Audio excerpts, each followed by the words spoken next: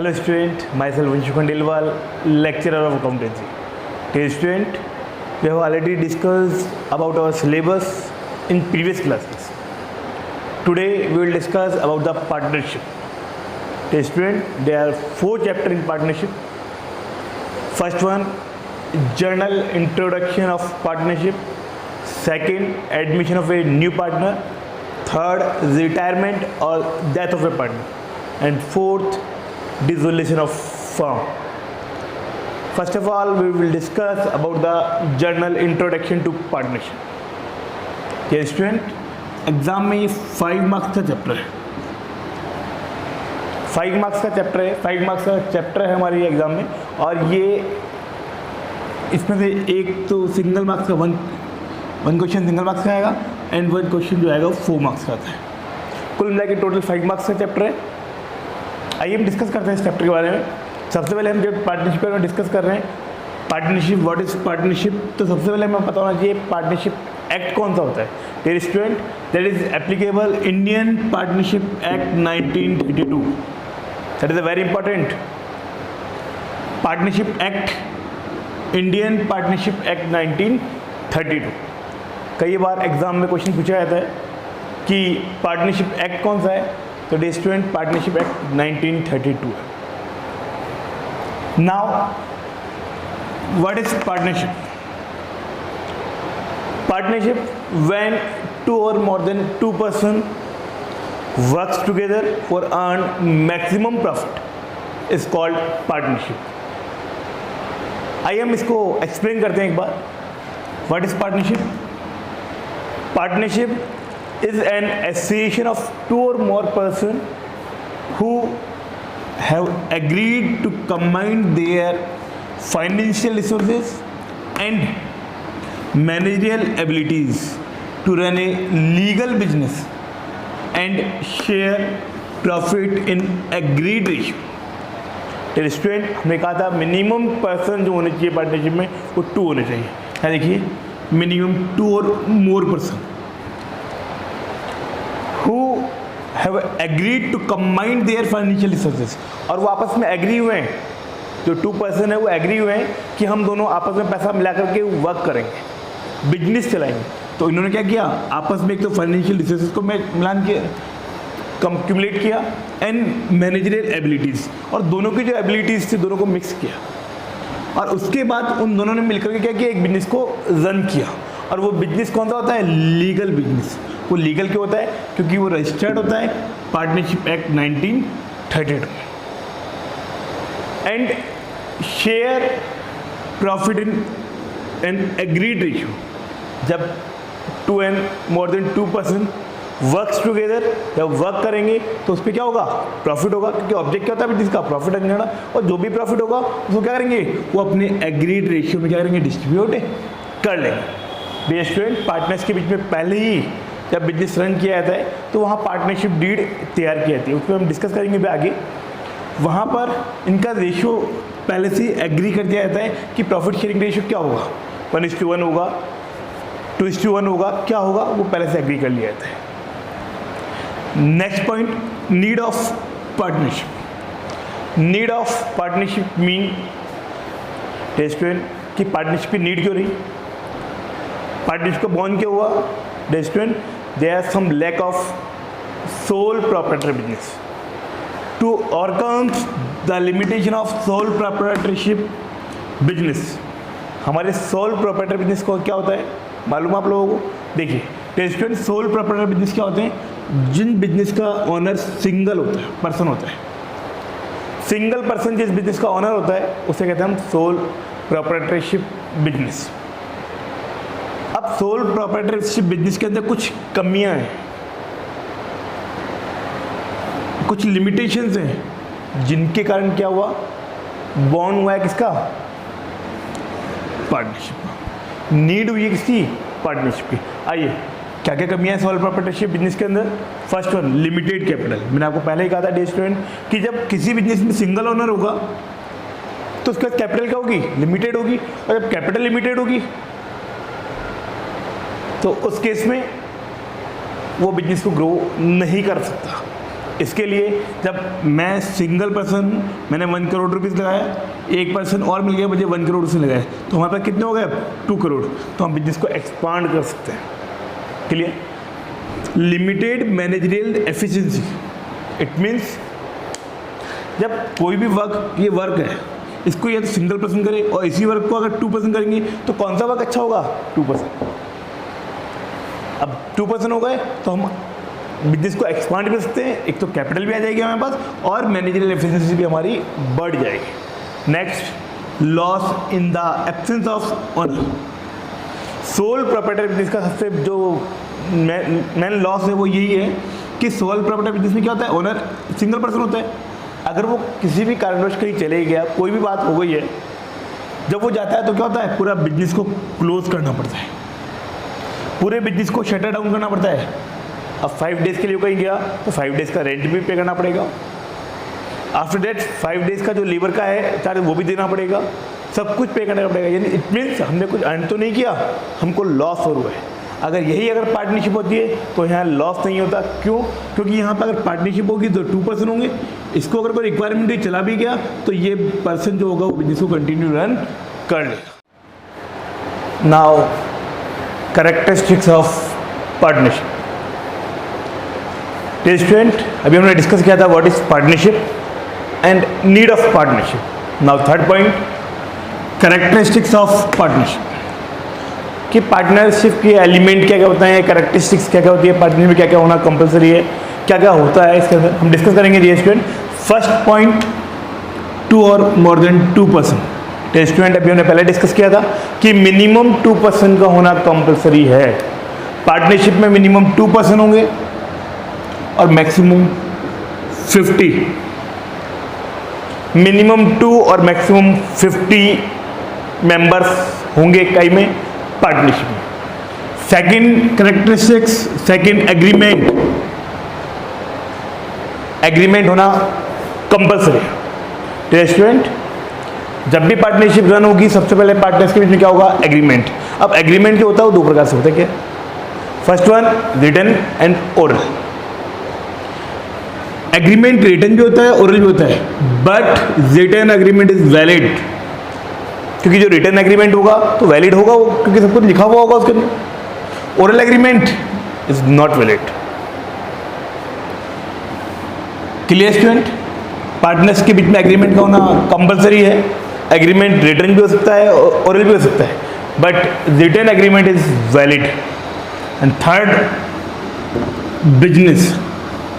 Student, partnership में business का होना बहुत आवश्यक है, कंपलसरी है।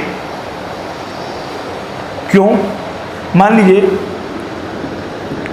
ए पर्सन और बी है, 20 लाख रुपीज़ इसने मिलाए और 20 लाख इसने मिलाए, 40 लाख रुपीज़ के इन्होंने एक लैंड परचेज कर ली। लैंड परचेज किए 5 ईयर्स हो गए, नए तो लैंड को सेल करते हैं, नए लैंड को परचेज करते हैं, कुछ आगे पीछे कुछ कर नहीं रहे, तो वहाँ बिजनेस नहीं हो रहा। जब तक यहाँ बिजनेस नहीं होगा, सेल परचेज नहीं होगा, तब तक वो बिजनेस नहीं होगा।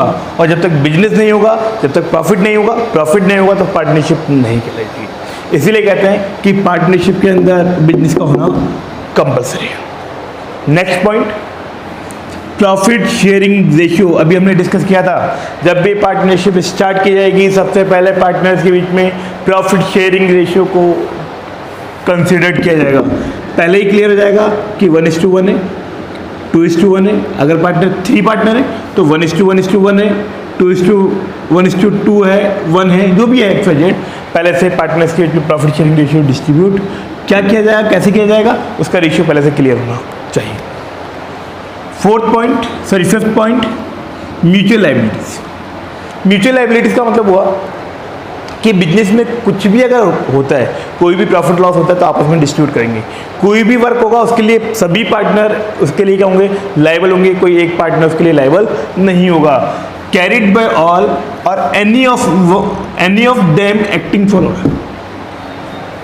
कैरिड बाय ऑल, बिजनेस को सभी पार्टनर द्वारा उसको रन किया जाएगा, और एनी ऑफ देम, उनमें से एक भी व्यक्ति इसको रन करेगा, एक्टिंग बाय ऑल, और एक पर्सन भी होगा वो भी सभी के लिए वर्क करेगा। यहाँ ऐसा नहीं होगा। कहने का ऑब्जेक्ट मीन ये है कि मान लीजिए हम 2 पार्टनर्स हैं यहाँ पे ए एंड बी। आज मुझे किसी काम से दिल्ली जाना है और आज इनकम टैक्स की लास्ट डेट है। मैंने बी को कहा कि आज इनकम टैक्स भरने की लास्ट डेट है, आज को सबमिट कर देना, नहीं तो 5000 रुपीज़ पेनल्टी लग जाएगी। मैं दिल्ली चले गया और बी इस काम को करना, वर्क को करना भूल गया। अब इसकी वजह से, बी की गलती की वजह से ये 5000 रुपीज़ पेनल्टी लग चुकी है। अब इस पेनल्टी को कौन बेयर करेगा?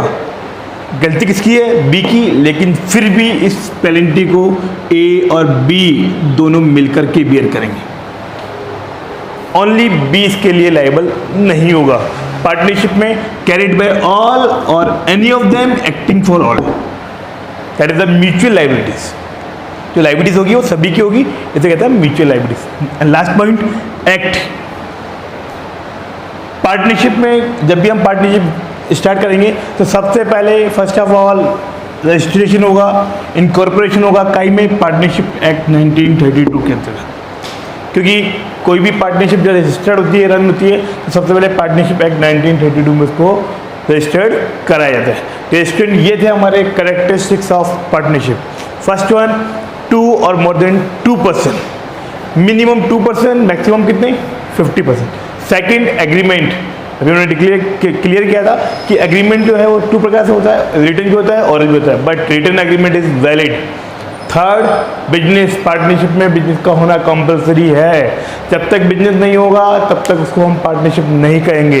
Fourth point, profit sharing ratio. Partners के बीच में प्रॉफिट शेयरिंग रेशियो पहले से क्लियर होना चाहिए। And fifth point, mutual liabilities. Mutual liabilities it means carried by all और any of them acting for all. और last point, act. Partnership act 1932 के अंदर रजिस्टर्ड होना चाहिए। Now next topic, partnership deed. What is partnership deed? तो student अभी हमने discuss किया था एग्रीमेंट। हमने कहा था एग्रीमेंट 2 प्रकार से किया था, रिटन भी होता है, ओरल भी होता है। हमने कहा था रिटन एग्रीमेंट इज वैलिड। तो स्टूडेंट पार्टनर्स के बीच में जो रिटन एग्रीमेंट होता है उसे ही हम क्या कहते हैं? Partnership deed. जब भी हम पार्टनरशिप रन करते हैं, हम 2 पार्टनर हैं ए एंड बी, जब भी हम पार्टनरशिप रन करेंगे तो सबसे पहले हम क्या करेंगे? आपस में एग्रीमेंट करेंगे कि कितना कितना कैपिटल इंट्रोड्यूस होगा, हमारा प्रॉफिट शेयरिंग रेशियो क्या होगा, हमारी फर्म का नेम क्या होगा, पार्टनर कौन कौन होंगे, सब कुछ, जो भी अकाउंटिंग मेथड क्या होगा, कितनी कैपिटल हम इंट्रोड्यूस करेंगे, प्रॉफिट शेयरिंग रेशियो क्या होगा, जो कुछ भी होगा सब काय में लिखा जाता है, एक एग्रीमेंट किया जाता है। उस रिटन एग्रीमेंट को ही हम क्या कहते हैं? Partnership deed. The written agreement among all partners is known as partnership deed. Clear? Now, content of partnership deed. Partnership deed में क्या क्या कंटेंट होते हैं, क्या क्या लिखा जाता है, किन किन के बारे में प्रेस्क्राइब किया जाता है, क्या क्या उसमें दिखाया जाता है, क्या क्या हम इसको शो करते हैं इसके अंदर पार्टनरशिप डीड में। एग्जाम के लिए इंपॉर्टेंट है डियर स्टूडेंट, कई बार ये एग्जाम में 4 मार्क्स का क्वेश्चन आ चुका है कि कंटेंट ऑफ पार्टनरशिप डीड, कि पार्टनरशिप डीड में कौन कौन से कंटेंट को इंक्लूड किया जाता है, क्या क्या लिखा जाता है पार्टनरशिप डीड के अंदर। Now first one, the name and address of the firm. Firm का नेम और एड्रेस क्या होगा? सबसे पहले लिखा जाता है एग्रीमेंट के अंदर। Second, name and address of the partners. जो जितने भी पार्टनर होंगे, 2 होंगे, 3 होंगे, 4 होंगे, 5 होंगे, जितने भी पार्टनर्स होंगे उनका name and address partnership deed में लिखा जाएगा। क्लियर? पीरियड ऑफ पार्टनरशिप, जो हम पार्टनरशिप रन करने जा रहे हैं वो लिमिटेड टाइम के लिए है, अनलिमिटेड टाइम के लिए है, 1 मंथ के लिए है, 2 मंथ के लिए है, 1 ईयर के लिए है, 2 ईयर्स के लिए है, या अनलिमिटेड टाइम के लिए है। जो भी होगा उसमें लिखा जाएगा period of partnership. Fourth point, accounting method of partnership. जब हम पार्टनरशिप रन करेंगे तो उसमें जो अकाउंटिंग मेथड है वो हम कौन सा यूज़ करेंगे? डबल अकाउंटिंग करेंगे, सिंगल अकाउंटिंग करेंगे, कौन सी विधि को हम यूज़ करेंगे, कौन सा मेथड हम यूज़ करेंगे, उसके बारे में भी इसमें लिखा जाएगा। Next, fifth point, capital contributed by partner. Partners ने कितनी कितनी कैपिटल लगाई है? ए ने कितनी लगाई है? ए ने 10 लाख लगाई है, बी ने 5 लाख लगाई है, तो 5 लाख लगाई है। तो जितनी जितनी कैपिटल कंट्रीब्यूट की गई है सबका भी लिखा जाएगा एग्रीमेंट में। जिससे क्या होगा डियर स्टूडेंट, बाद में कभी कोई झगड़ा नहीं होगा, आपस में पार्टनर लड़ाई झगड़ा नहीं करेंगे। Clear. Next point, profit sharing ratio. Partners के बीच में प्रॉफिट शेयरिंग रेशियो क्या होगा, that is a very important. 2:1 होगा, 1:1 होगा, 3:2 होगा, क्या होगा पहले से ही क्लियर हो जाना चाहिए। ये कहीं में लिखा जाएगा एग्रीमेंट में, उस एग्रीमेंट को क्या कहते हैं हम, partnership deed. Next, provision related to interest on capital. Partners ने कैपिटल इंट्रोड्यूस किया, इसने 10 लाख लगाया, इसको 5 लाख इंट्रोड्यूस किया है, इनको इन पर इंटरेस्ट दिया जाएगा या नहीं दिया जाएगा, इंटरेस्ट पे किया जाएगा या नहीं किया जाएगा, और किया जाएगा तो किस रेट से किया जाएगा, वो सब कुछ पार्टनरशिप डीड में लिखा होना चाहिए। Provision related to interest on drawing. Provision related to interest on drawing, जब पार्टनर्स ने ड्राइंग किया है अपने पर्सनल यूज़ के लिए, अगर पार्टनर्स ने फर्म से पैसा विड्रॉ किया है तो उस पर पार्टनर इंटरेस्ट देगा फर्म को या नहीं देगा, फर्म इंटरेस्ट से लेगी या नहीं लेगी, और लेगी तो किस रेट से लेगी, सब कुछ का ही होना चाहिए partnership deed. Next point, provision related to partner salary, bonus and commission. Partners जो ए एंड बी है, इनको सैलरी, बोनस एंड कमीशन का पेमेंट किया जाएगा या नहीं किया जाएगा, ये सब कुछ पार्टनरशिप डीड में लिखा होना चाहिए। अगर पेमेंट किया जाएगा तो कितना किया जाएगा, इन सब के बारे में इसमें लिखा होना चाहिए। And last point, method of partners capital. Partners capital account बनाने के 2 मेथड होते हैं, एक फिक्स मेथड होता है और एक फ्लैक्चुएटिंग होता है। कौन सा मेथड हम यूज़ करेंगे ये भी पार्टनरशिप डीड में लिखा होना चाहिए। ये थे हमारे कंटेंट ऑफ पार्टनरशिप डीड। मैं एक बार वापस रिपीट करता हूँ कि हमारे कंटेंट क्या क्या है। First one, name and address of the firm. Second, name and address of the partner. Third one, period of partnership. Fourth one, accounting method of partnership. Fifth point, capital contributed by partner. Six point, profit sharing ratio. Next point, profit provision related to interest on capital, provision related to interest on drawing, provision related to partners salary, bonus and commission, और last point, method of partners capital. तो student और भी इसमें बहुत सारे point हैं जो इसमें इंट्रोड्यूस किए जाते हैं, लेकिन हमारे एग्जाम में जो क्वेश्चन जितने मार्क्स का आता है उसके लिए हमारे पास 5 to 6 पॉइंट हमको याद होने चाहिए, लेकिन हम आपको 10 पॉइंट आपको बता दिए। 5 to 6 पॉइंट आपको याद होने चाहिए। एग्जाम में जब क्वेश्चन आएगा तो आपको 4-5 पॉइंट लिखने होते हैं, लेकिन हमने पूरे पॉइंट पढ़ लिए। Clear student? डियर स्टूडेंट, अभी हमने डिस्कस किया what is partnership deed and content of partnership deed. अब हम डिस्कस करेंगे, that is a very important, हर पॉइंट पे क्वेश्चन पुट अप किया जाता है स्टूडेंट, हर point very important. Every point जो है वो वेरी इंपॉर्टेंट है, और इन एवरी पॉइंट पे क्वेश्चन पुट अप किया जाता है बोर्ड एग्जाम के अंदर। हर पॉइंट पे क्वेश्चन आ चुका है, that is a very important. Rules applicable in the absence of partnership deed. अगर पार्टनर्स के बीच में एग्रीमेंट नहीं होगा, पार्टनरशिप डीड नहीं होगी, तो क्या क्या कंडीशंस एप्लीकेबल होगी। मान लीजिए पार्टनर्स के बीच में एग्रीमेंट तो है लेकिन ओरल एग्रीमेंट है, तो oral agreement is not valid. It means in the absence of partnership deed. अगर पार्टनरशिप डीड नहीं है तो क्या क्या रूल्स एप्लीकेबल होंगे, कोर्ट क्या डिसीजन देगा। Clear? First point, profit will distribute in equal ratio. मान लीजिए 2 पार्टनर है ए एंड बी, इनके बीच में एग्रीमेंट हुआ था, ओरल एग्रीमेंट, कि हम प्रॉफिट किस रेशियो में डिस्ट्रीब्यूट करेंगे, 3:1 में। जैसे ही 1 ईयर कंप्लीट हुआ, फर्म को प्रॉफिट अच्छा हुआ, मान लीजिए 10 लाख रुपीज़ का प्रॉफिट हो गया।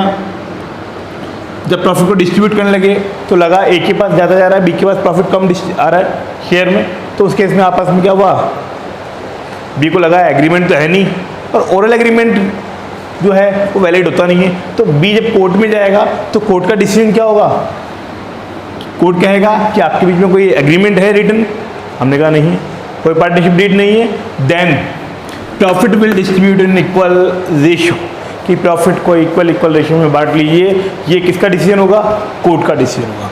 Second, no interest on capital is allowed और no interest on drawing is charge in the absence of partnership deed. किसी भी पार्टनर को हम ना तो इंटरेस्ट इन कैपिटल, किसी पार्टनर ने जब कैपिटल लगाई है उस पर इंटरेस्ट का पेमेंट नहीं किया जाएगा, और किसी पार्टनर ने अगर ड्राइंग किया है तो उससे इंटरेस्ट चार्ज नहीं किया जाएगा। ये है in the absence of partnership deed, अगर पार्टनरशिप में डीड है लिखा हुआ है तो जितना लिखा हुआ है उतना हम पे करेंगे, उतना हम चार्ज कर लेंगे। लेकिन in the absence of partnership deed no interest in capital is allowed और no interest in capital is charge. Third point, partner salary bonus and commission is not allowed. किसी भी पार्टनर को हम सैलरी बोनस कमीशन का payment नहीं करेंगे। मान लीजिए आपस में डिस्कशन हुआ था कि बी को सैलरी मिलेगी 5,000 रुपीज़ पर मंथ, ये डिस्कशन हुआ था, लेकिन बी और आपस में ए में कोई डिस्प्यूट रहा, बी ए ने कहा कि हमारे बीच में ऐसा कोई डिस्कशन नहीं था। ए कोर्ट में गया, जब डिस्कशन निकला बोला हमने आपस में बात किया था इसको 5,000 देंगे, तो ए कहता है ऐसे कोई डिस्कशन नहीं था, तो उस केस में एग्रीमेंट है नहीं हमारे पास, तो उस केस में क्या डिसीजन होगा, partner salary bonus commission is not allowed. किसी भी पार्टनर को सैलरी बोनस कमीशन का पेमेंट नहीं होगा। अगर आपस में एग्री है तो आप कर सकते हैं, लेकिन अगर कोर्ट में जाएंगे आप तो यही डिसीजन सुनाया जाएगा। Fourth point, if any partner gives loan to firm then firm will give interest at the rate 6% per annum.